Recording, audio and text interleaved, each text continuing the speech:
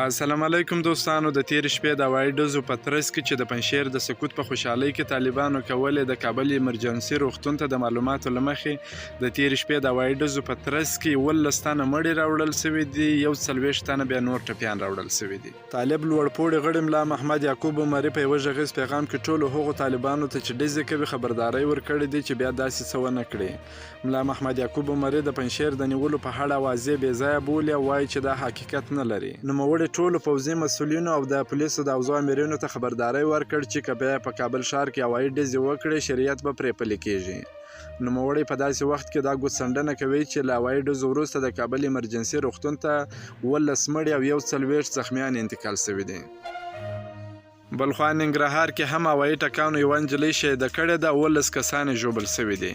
طالبانو دا هوایي ټکان د پنجشیر د نیولو په خاطر کوله، خو وروسته څرګنده شوه چې پنجشیر نه دی نیول شوی.